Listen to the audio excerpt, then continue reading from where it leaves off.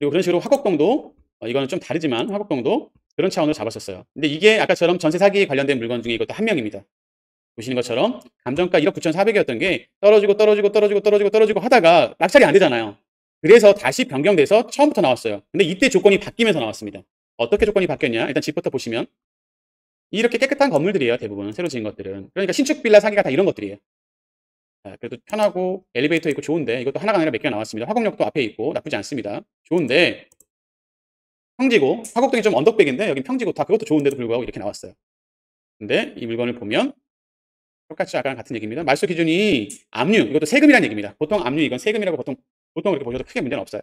근저당이 은행이고 2020년 2월 20일보다 세입자가 2017년 10월이니까 더 빠르잖아요. 그러니까 이 1억 8천을 물어줘야 된다는 거죠. 그러니까 낙찰이 될 수가 없죠. 그러니까 결과적으로 이분은 낙찰 받으면 1억 8천을 물어줘야 되다 보니까 낙찰 받는 사람이 없었고 이렇게 계속 떨어지니까 사실 이 보증보험에서 나가는 돈이 사실 저희 돈입니다. 무슨 얘기냐면 우리나라 세금이라고요. 우리 돈이라고요. 우리 돈. 우리 돈 맞아요. 세금이니까. 우리 돈으로 이렇게 보증보험에서 해서 그 국가기관에서 하는 거예요. 근데 이런 걸 자꾸 돈을 못 받으면 어떻게 되겠습니까? 세금이 다 날라가고 우리가 손해보는 거잖아요. 그래서 이렇게 계속 갔다면 낙찰이 안 되면 결국은 돈을 회수하지 못하니까 그중에 제가 이거 하기 전에 이런 사람이 없었어요. 처음으로 주택보시 보증공사에서도 조금 정신 차린 사람이 있었나 봐요. 이렇게 해서 낙찰이 되지 않는다. 차라리 어떤 조건을 걸자 해서 처음으로 이렇게 특별 매각 조건이라는 걸 걸었습니다. 이렇지 않은 거는 대신 하시면 안 돼요. 이렇게 특별 매각 조건을 처음으로 걸었어요. 이 시점에. 그래서 채권자, 쉽게 말하면 도지보증공사는 낙찰을 받은 금액이 얼마가 됐든 그 금액을 인정하고 배당받지 못한 나머지 금액에 대해서 임차보증금 반환 청구권을 포기하고 임차권 등기를 말소한다는 조건으로 매각이 됐기 때문에 이제 낙찰이 될 수 있었던 거고 그래서 제가 낙찰 받은 거예요. 안 그랬으면 안 잡았을 거예요.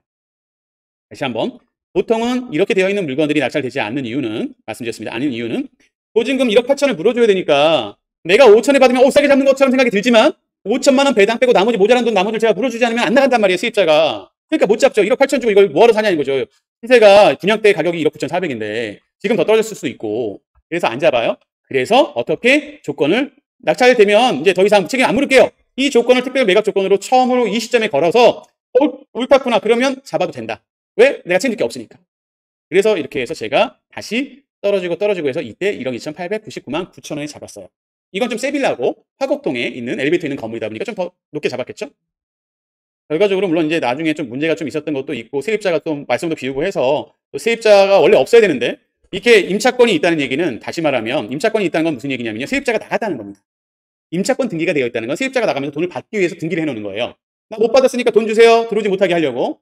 근데 뭐 보증보증공사가 나중에 돈을 줬겠죠. 그래서 그나마 다행이라고 했죠. 이런 분들은 그나마 속은 썩였어요. 돈을 제때 못 받으니까. 내가 원하는 날짜 이사 못 가고 하니까 속은 썩었지만 돈은 받았으니까 다행이신 거고 이분들은. 이 보증보험도 안 했던 분들이 진짜 큰 문제가 나는 거고. 손해보시는 거고. 안 팔리니까요. 그리고 아까처럼 이렇게 낙찰되게 되면 원래는 비어 있어야 되는데 이 또 나쁜 이 사람이 진땡땡인가 이땡땡이거든요. 이 나쁜 사람이 그래 놓고 세입자 나간 다음에 돈을 돌려줄 생각하고 또 가스처럼 아무데나 막 넣어버렸어요. 또. 진짜 나쁘죠. 그럼 안 되는데. 받은 걸 또 나라한테 세금 갚는 것도 아니고 자기 그냥 돈을 챙겼어요. 정말 나쁜 사람들이 많아요. 안 그래야 되는데. 그래서 제 3회 그냥 예상 못했던 사람이 있다 보니까 명도하는 게 조금 어려웠어요. 원래 인도명령이라는 건 제가 잠깐 말씀을 드리자면 인도명령이라는 건 이 세입자나 집주인에 대해서는 뭐 낙찰받고 하면 다 인도명령이 되고 이것도 이미 임차권 등기니까 사실 명도가 된 거나 다름없어요. 근데 제3의 인물이 있으면 그건 인도명령이 안 됩니다. 그 사람 확인하기 전까지는. 사실 머리 아프게 만들어 버린 거죠. 그래서 그걸 확인하고 하느라 시간도 더 걸렸고 또 내보내면서 할 수 없이 조금이지만 이사비도 주게 됐고 안 줘도 되는 거였는데 그런 좀 어려움이 있었어요. 그러니까 이런 사람들은 사실은 뭐 좀 표현이 그렇지만 같이 이런 짓을 못하게 정말 좀 처벌을 받아야 될 것 같아요. 남한테 피눈물을 흘리게 하면 본인도 피눈물을 흘리다 걸 알아야 이렇게 안 할 것 같습니다. 그래서 이런 물건일 경우에는 그나마 낙찰받으셔도 가능하지만 이런 조건이 없을 때는 절대 이런 물건 낙찰받으시면 된다 안 된다? 안 됩니다. 그거 말씀드리려고 지금 이거 얘기하는 거예요. 그래서 다행히 저희는 어쨌든 좀 싸게 잡았으니까 다시 다행히 이걸 매매하겠다는 분이 매수하겠다는 분이 계셔서 감사하게 뭐 한 2억 정도 수준에서 매매하고 나왔어요.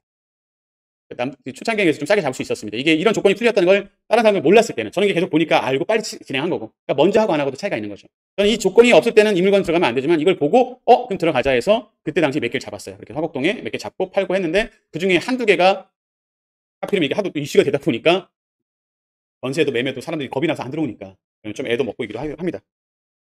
싸게 잡아서 효자들 둔 것도 있고 또는 다들 이렇게 싸게 잡으니까 실제 전세가 이렇게 1억 8천 2억 하거든요. 이 정도 되는 건물이면. 근데 내가 그냥 실수요자라고 생각해 볼게요. 1억 8천짜리 2억짜리를 2억 2,800에 들어가 살 수 있다고 하면 괜찮지 않습니까? 정말 실수요자일 때 여러분도 괜찮잖아요. 2억짜리를 2억 3천에 들어가서 내가 산다고만 해도 내가 뭐 투자 아니어도 전세 살 돈, 전세가 어차피 1억 8천, 2억인데 이 전세 금액도 안 되는 금액으로 내가 들어가 산다면 좋잖아요. 그런 차원으로도 사실은 해보시면 되는데, 근데 아까처럼 지금 가격이 떨어지고 뭐 거래가 아파트가 안 되니까 빌라도 안 되고 오피스텔도 잘 안 될 겁니다. 그리고 이게 또 이슈가 됐을 때는 좀 선호하는 게 좀 떨어지다 보니까 이렇게 어려움도 생기기도 하더라는 것도 참고 삼아 아시면 될 것 같아요. 제가 이제 하나씩 설명을 드렸던 것들 좀 많이 있습니다. 뭐 여러 가지가 있는데, 그리고 아까 좀 큰 거지만 하나만 제가 요까지만 더 말씀드리고 잠깐 또 쉬었다가 다시 한번 할 텐데, 여러분이 궁극적으로는 이렇게 좀 큰 물건도 한번 보신다고 생각을 하셔도 되는데 똑같다고 그랬습니다. 이